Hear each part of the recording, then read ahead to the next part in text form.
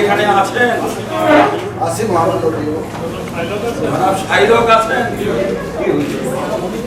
আমরা মনে করি এই নিষ্ঠুরতা পরিহার করে আপনি ক্ষমা প্রদর্শন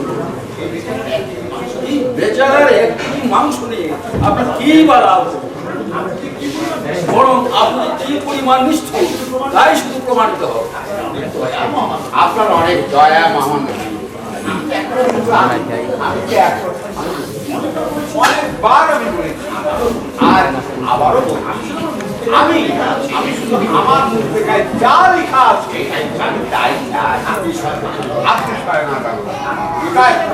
আপনি যদি তা দিতে অস্বীকার করেন তাহলে আমার বলার শুধু আমি জানবো এই ভ্যানিসে আইনের শাসন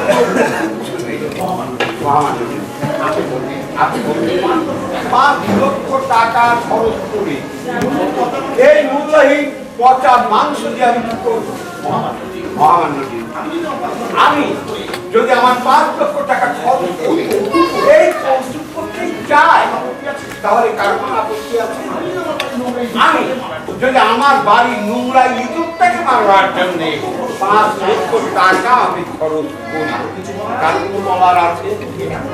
এটা কোনো সুচিন্তিত মতামত নয় জনাব শাইলোক, এবার দুষ্ট লোকের দুষ্টামির অজুহাত মাত্র। এই হচ্ছে আমার মত। এতে আপনারা খুশি হন না? ভালোবাসতে না পারলেই কি কাউকে হত্যা করা উচিত? পছন্দ না হলেই কি কারো কাজে প্রতিবাদ করা উচিত? সব প্রতিবাদী ঘৃণা নয় জনাব শাইলোক। আপনি কি দুবার কামড়াবার সুযোগ দেওয়ার ঠিক? আপনি কি তার দেবেন?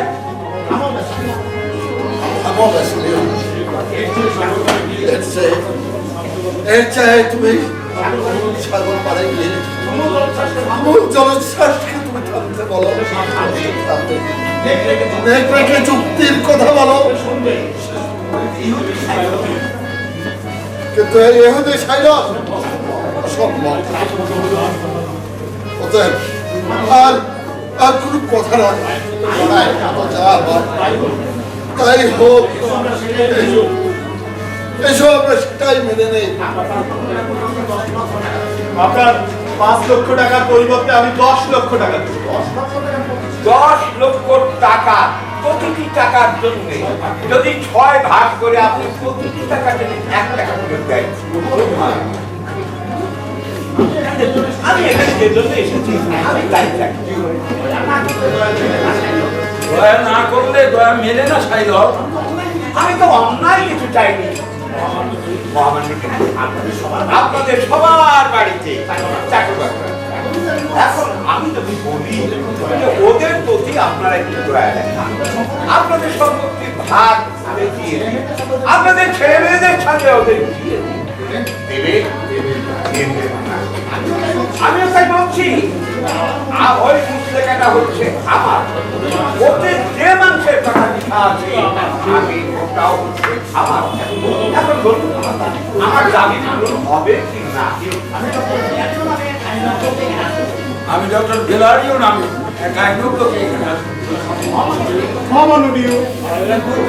অনেকজন দূর দাঁড়িয়ে আছে, উনি পাগল থেকে ডক্টরের চিঠি এনেছেন। আসতে তুমি সাহস হারিও না, আমি বেঁচে থাকতে তোমার কোনো ক্ষতি হতে আমি দেবো না। আমার আশা তুমি ছেড়ে দাও বন্ধু, আমি তো শেষ। আমার সমাধি কলমটা তুমি নিজে হাতে রেখে দিও বন্ধু, নিজে হাতে রেখে দিও।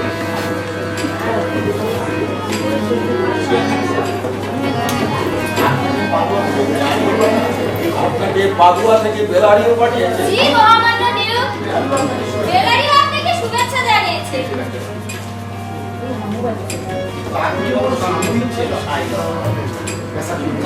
চাকু যে বড় শান দিচ্ছেন জনাব শাইলক, মাংস ওই মাংস কাটলে হবে না। আপনি একটা পাশা ছাইলো, এতগুলা মানুষের অনুরোধ এইভাবে আপনি ঠেলে ফেলে দিলেন। আপনি হচ্ছেন অনুরোধটাই আমার কাছে গ্রহণযোগ্য হয়নি, তাই জাহান্নামে জাহান্নামে আপনার জায়গা হবে না ছাইলো। আপনি একজন পশুর মতো, আপনি মানুষ রূপে একজন কসাই। মানুষের বুকে এইভাবে চাকু চালাতে চাকুটাকে এইভাবে শান দিচ্ছেন।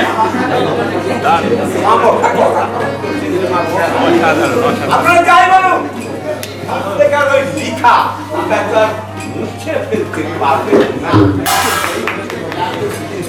এই চিঠিতে বেলারিও লিখেছে সে একজন তরুণ কৌশলীকে পাঠিয়েছে। কোথায়? তিনি এখানেই আছেন মহামান্য আদালত। আপনার অনুমতি পেলে অবশ্যই অনুমতি দিলাম। কেউ যে এই আদালতকে বেলারিও চিঠি করে শোনানো। মহামান্য ডিউ, আমি অতীব দুঃখিত যে আপনার পত্র যখন আমার কাছে পৌঁছে তখন আমি বুঝতে পারলাম। কিন্তু ভাগ্যক্রমে আপনার পত্রটি দূত মারফত পাবার সময় আমার সাক্ষাতে রোম থেকে এক তরুণ কৌশলী শাইলক ও এমটিভিউ মামলাটি নিয়ে তার সাথে আমার বিস্তারিত আলাপ। আমরা উভয়ই আমরা আইনের বেশ কিছু পুস্তক, আমি তাকে আমার পরামর্শ দিই। তিনি নিজেও যথেষ্ট পণ্ডিত, এ বিষয়ে বিস্তারিত পরামর্শ। তাই আপনার অনুরোধ রক্ষার্থে তাকে আপনার কাছে পাঠালাম। জ্ঞাতার্থে জানাই, বয়সে তরুণ হলেও ভদ্রলোক জ্ঞানী অনেক প্রবীণ। মহামান্য ডিউ একটা পাণ্ডিত্য। আপনারা আমি সেই তরুণ কৌশলীকে এই মামলার পাশ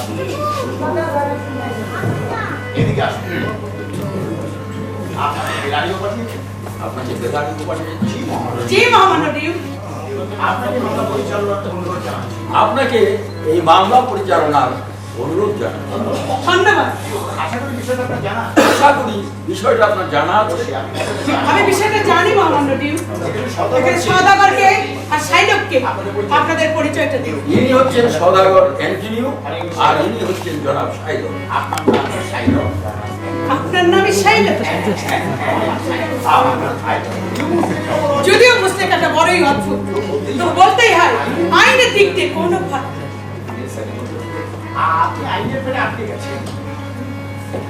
আপনি আইনের ফেরে আটকে গেছেন। তাই তো দেখা যাচ্ছে।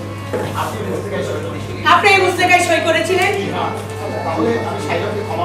তাহলে আমি শাইলককে ক্ষমা প্রদর্শন ছাড়া আর কিছুই বলতে পারছি না। কারণ ক্ষমা বা দয়া বা করুণা স্বর্গের বৃষ্টির ধারার মতো কোনো বাধা বা কোনো যুক্তিই মানে অবিরল ঝড়। যে দয়া করে সে যেমনি সুখ পায়, আর যাকে দয়া দেখানো হয় সেও তেমনি সুখ। দয়া ছাড়া, ক্ষমা ছাড়া আমাদের কারোর পরিত্রাণ নেই। এক কথা, আমরা সবাই ক্ষমা পাবো দয়ার মুখাপে। আর এই ক্ষমা বা দয়া এই শিক্ষা আমাদের সবার শিক্ষা উচিত। আমার অনুরোধ চাইল আপনি অ্যান্টনিকে ক্ষমা করে। আর আপনি যদি তা না করেন তাহলে ওই সওদাগরকে শাস্তি না দিয়ে আদালতের কোনো উপায় থাকবে। আমি ক্ষমার কথা দয়ার কথা অনেক শুনি। আইনের কথা মুসলেকার টাকা ফিরিয়ে দিতে পারবেন না? আমি এখনই আদালতের সামনে ফিরিয়ে দিতে প্রস্তুত আছি। দ্বিগুণ এমনকি 10 গুণও ফিরিয়ে দিতে পারি।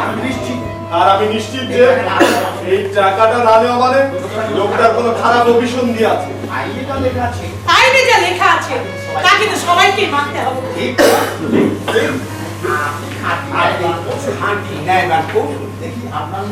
দেখি আপনার মুসলেকাটা একটা।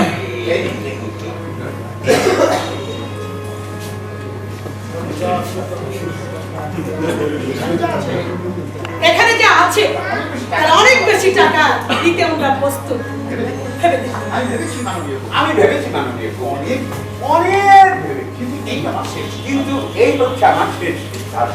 শেষ সিদ্ধান্ত শেষ সিদ্ধান্ত হ্যাঁ তাহলে আর কি সেখানে মেয়াদ ফুরিয়ে গেছে এই বস্তিকার মেয়াদও ফুরিয়ে গেছে আইন মতে তাহলে আইন মতে শাইলক শাইলক বুকের বাম দিক থেকে এই সওদাগরের বুকের বাম দিক থেকে 1 কেজি মাংস কেটে নিতে পারবো। মানে শেষবারের মতো আপনাকে অনুরোধ করছি শাইলক 3 গুণ টাকা নিন আর আমি এই মুসলেকাটা ছিঁড়ে ফেলি। সময় মতো যদি টাকাগুলো তো আমাকে ফেরত দিই তাহলে আমি ওই মুসলেকে থাকি আপনাকে জ্ঞানী আইনজ্ঞ বলে আমার মনে হয় নতুন করে আমার বলা আইনের দোহাই আপনার রায়টা কি বলুন। আমি এই আদালতকে রায় দেওয়ার জন্য আমি অনুরোধ জানাচ্ছি। তাহলে তাই হোক, প্রস্তুত হন অ্যান্টনি। হ্যাঁ, তাড়াতাড়ি জামাটা খুলে ফেলুন। বুকের মাংস বুকের মাংস বাম দিকের মাংস তাই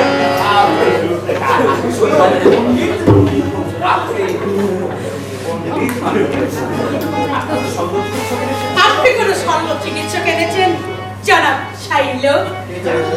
বেচারা যদি রক্তক্ষরণে মারা যায় না তা ছিল না, কিন্তু তাতে এটুকু করোনা তো আপনি করতেই পারতেন। আমি আনতে যাবো কেন? সওদাগর, আপনার কি কিছু বলবার আছে? এমন কিছুই না, শুধু যাবার আগে তোমার হাত দুটো আমি করতে চাই। কখনো তুমি ভুলেও ভেবো না তোমার জন্য আজ আমার এই তোমার স্ত্রীকে আমার কথা বলো আমি তোমাকে বড় বেশি ভালোবাসতাম, আমার এই গল্পটা তুমি ওকে শুনিও। ওর কাছে তুমি জানতে চেয়েও আমি অন্যায় কিছু করেছি কিনা, আমার জন্য